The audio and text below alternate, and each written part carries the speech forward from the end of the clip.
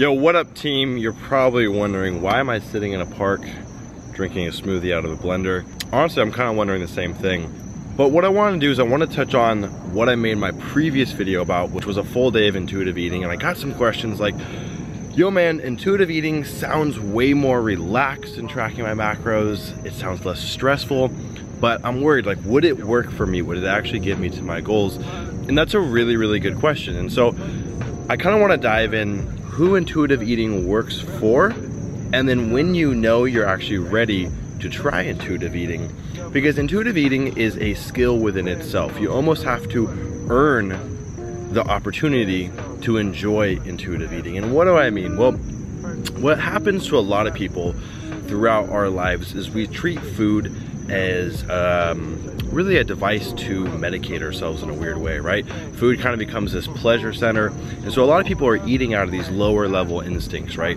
They go into a 7-Eleven, they grab 2-3 donuts, not because they want that or that's what their body actually needs, but up here they have these psychological drivers that make them want to go and grab that donut. But it's not actually internal within their body. There's not something in their body that's saying, hey, you know what, I really need a crap ton of hydrogenated oils and really, really shitty sucrose.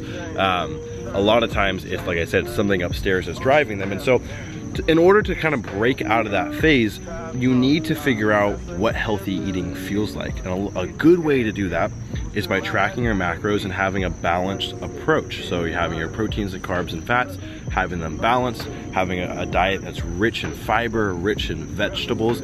Once you start eating like this for a few years, you kind of change the way you view food. All of a sudden, food is viewed as fuel that can either make you feel good if you choose the right foods, or comparatively it can make you feel bad if you choose the wrong foods. And so once you kind of change the paradigm and flip your perspective, and you're on the other end where all of a sudden food is making you feel good and it's enriching yourself, and you started off by tracking your macros to get there, you start to kind of shift the way you view eating. And so once you've graduated to that point, I think it's a good time to start entertaining the idea of intuitive eating. Because like I touched on in the previous video, macros, it's not a way of life unless you're a competitor or you want to get to your goals in the fastest route possible. There's by no means would I ever deny the fact that macros are the quickest way to cut or to bulk. That's just point blank, end of story. But what you have to take into consideration is what's the most sustainable, right? Are we doing this for a lifestyle, or are we doing this to compete or to get to some end result very quickly? And are we treating fitness as a means to an end? Because that's a whole different place to come from. See, for me, I've done the competing thing, wasn't my bag, didn't enjoy it. What I enjoy is training. I intrinsically love training, but what I don't love is tracking macros. But what I do love is eating food that makes me feel good. What I do love is maintaining a nice level of conditioning year-round, or being in a caloric surplus that allows me to progress, because I also love progressing in the gym, and I get to make that choice. Hey, do I want to intuitively eat to be a little bit leaner? Well, I know what that looks like, I know what that feels like, so I can do that. Or do I want to intuitively eat to gain a little bit of weight, which is where I'm at right now. Coming out of this show, I've gone from 159 to 191, all off of intuitive eating.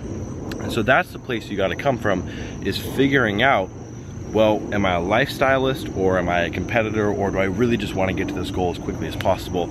And so once you make that choice and you've graduated from that lower level thinking with food, and you've tracked macros for a little bit, you know what healthy eating feels like and looks like, then you get to make the choice of intuitive eating. And what's so powerful about intuitive eating is, one, you're kind of tapping into this intelligence in your body that lets you know what you want when you want it. And so it's like you're giving yourself the right foods. You're not going off of these binary numbers and saying, I gotta shove a crap ton of carbs in me because this is what this algorithm said. You're just going off of, well, what feels good? And so you have really nice energy levels, you feel good in your body.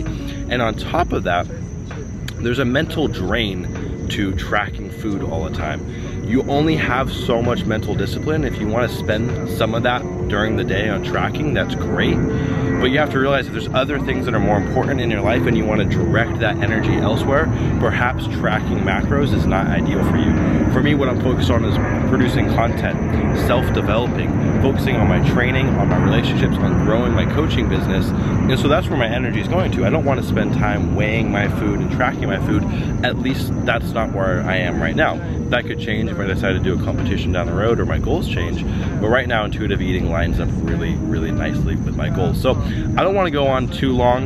I'm going to enjoy this smoothie in this park. Hopefully that cleared this up for you guys. You got a little more understanding of what intuitive eating looks like and if it's right for you. I would say, just to put it out there, before you try intuitive eating, track your macros first if you haven't already done that, and do that for at least a year, maybe 2 years, and put good food in your body so you can condition yourself and you can really figure out what good eating feels like. Then you can kind of let off the reins a little bit and let your intuition kick in. Anyways, guys, I know this is kind of an unorthodox approach to fitness, but this is the way I look at it.